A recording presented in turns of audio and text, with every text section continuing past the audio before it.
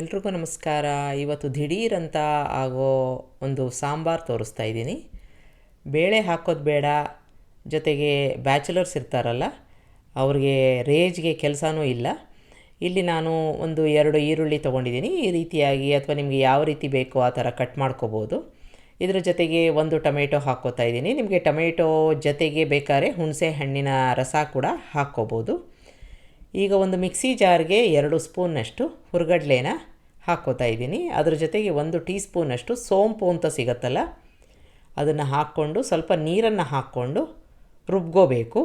ಇದು ಒಂದು ತಯಾರಿ. ನಾನು ಮೊದಲೇ ಹೇಳಿದಾಗೆ ಇಲ್ಲಿ ಯಾವುದೇ ಒಂದು ಬೇಳೆನ ನಾನು ಬಳಸಿಲ್ಲ. ದಿಢೀರಂತ ಮಾಡ್ಕೊಳ್ಳೋ ಅಂಥದ್ದು, ಇಡ್ಲಿಗೆ ಅನ್ನಕ್ಕೆ ತುಂಬ ಚೆನ್ನಾಗಿರುತ್ತೆ. ಈಗ ಒಂದು ಬಾಣಲೆಗೆ ಎಣ್ಣೆನ ಹಾಕ್ಕೊಂಡಿದ್ದೀನಿ. ಎಣ್ಣೆ ಕಾದ ನಂತರ ಇದಕ್ಕೆ ಸಾಸಿವೆ ಹಾಕ್ಕೋಬೇಕು. ಕಡಲೆಬೇಳೆ ಉದ್ದಿನಬೇಳೆನ ಹಾಕ್ಕೋತಾ ಇದ್ದೀನಿ. ಒಂದು ಒಗ್ಗರಣೆ ಮಾಡ್ಕೋತಾ ಇರೋದು. ಚೆನ್ನಾಗಿ ಬಾಡಿಸ್ಕೊಂಬಿಡೋಣ. ಸಾಸಿವೆ ಚೆನ್ನಾಗಿ ಚಟಪಟ ಅನ್ನಬೇಕು. ಇದಕ್ಕೆ ಇಂಗನ್ನು ಹಾಕ್ಕೊಂಡು ಒಂದು 2ರಿಂದ 3 ಚೂರು ಒಣಮೆಣಸಿನ್ಕಾಯಿ ಹಾಕ್ಕೊಂಡಿದ್ದೀನಿ. ಚೆನ್ನಾಗಿ ಬಾಡಿಸ್ಕೋಬೇಕು. ಈಗ ಒಂದು ಒಗ್ಗರಣೆ ಆಗಿದೆ. ಕರಿಬೇವಿನ ಸೊಪ್ಪು, ಈರುಳ್ಳಿದು ಹಸಿ ವಾಸನೆ ಹೋಗೋ ತನಕ ಚೆನ್ನಾಗಿ ಬಾಡಿಸ್ಕೊಂಬಿಡೋಣ. ಈಗ ಟೊಮೆಟೊ ಹಾಕ್ಕೊಂಡಿದ್ದೀನಿ. ಅರಿಶಿನ ಹಾಕ್ಕೋತಾ ಇದ್ದೀನಿ.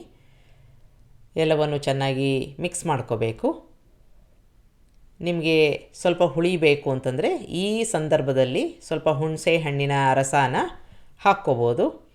ಈಗ ಚೆನ್ನಾಗಿ ಬೆರೆತ್ಕೊಂಡಿದೆ, ಮೆತ್ತಗಾಗಿದೆ. ಇದಕ್ಕೆ 1 ಹಸಿಮೆಣಸಿನ್ಕಾಯಿ, ರುಚಿಗೆ ತಕ್ಕಷ್ಟು ಉಪ್ಪನ್ನು ಹಾಕ್ಕೋತಾ ಇದ್ದೀನಿ. ಎಲ್ಲವನ್ನು ಚೆನ್ನಾಗಿ ಮಿಕ್ಸ್ ಮಾಡ್ಕೋಬೇಕು. ಹೀಗಾಗಿದೆ, ಸುಮಾರಾಗಿ ಮೆತ್ತಗಾಗಿದೆ.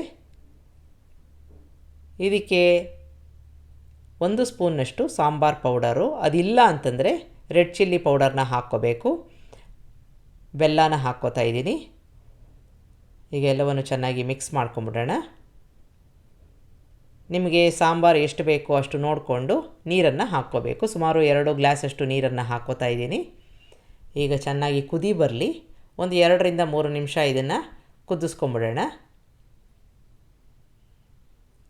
ಈಗ ಸ್ವಲ್ಪ ನೀರಾಗಿದೆ. ನಾವು ಬೇಳೆನ ಹಾಕಿಲ್ವಲ್ಲ, ಹಾಗಾಗಿ ನಾವು ರುಬ್ಕೊಂಡು ಇಟ್ಕೊಂಡಿದ್ವಲ್ಲ ಹುರ್ಗಡ್ಲೆ ಹಾಕ್ಕೊಂಡು ಅದನ್ನು ಹಾಕ್ಕೊಂಡಿದ್ದೀನಿ. ಸ್ವಲ್ಪ ಗಟ್ಟಿ ಬರುತ್ತೆ. ಒಂದು 2ರಿಂದ 3 ನಿಮಿಷ ಮಿನಿಮಮ್ ಆದರೂ ಕುದಿಸ್ಕೋಬೇಕು. ಈಗ ಚೆನ್ನಾಗಿ ಕುದೀತಾ ಇದೆ. ಸ್ವಲ್ಪ ಗಾಢವಾಗಿ ಆಗಿರುತ್ತೆ. ಇಡ್ಲಿಗೆ ಅನ್ನಕ್ಕೆ ಹೊಂದೋ ಹಾಗೆ ಆಗಿರುತ್ತೆ. ಕೊನೆಯದಾಗಿ ಕೊತ್ತಂಬರಿ ಸೊಪ್ಪನ್ನ ಹಾಕ್ಕೊಂಡು ಚೆನ್ನಾಗಿ ಮಿಕ್ಸ್ ಮಾಡಿಕೊಂಡ್ರೆ ನಮ್ಮ ಸಾಂಬಾರು ರೆಡಿ ಆಯಿತು. ಬ್ಯಾಚುಲರ್ಸ್ಗೆ ಹೇಳಿ ಮಾಡಿಸಿರೋ ಅಂಥ ಒಂದು ಸಾಂಬಾರು. ಈಗ ಇಡ್ಲಿ ಕೂಡ ಆಗಿದೆ. ಇದನ್ನು ನಾನು ಇಡ್ಲಿ ಜೊತೆ ಸರ್ವ್ ಮಾಡ್ತಾಯಿದ್ದೀನಿ. ತುಂಬ ಚೆನ್ನಾಗಿರುತ್ತೆ. ಒಂದು ಸಲ ಮಾಡಿ ನೋಡಿ. ನಿಮಗೆ ರೆಸಿಪಿ ಇಷ್ಟ ಆದಲ್ಲಿ ಲೈಕ್ ಮಾಡಿ, ಶೇರ್ ಮಾಡಿ, ಕಮೆಂಟ್ ಮಾಡಿ, ನನ್ನ ಚಾನಲ್ಗೆ ಸಬ್ಸ್ಕ್ರೈಬ್ ಮಾಡಿ. ನಮಸ್ಕಾರ.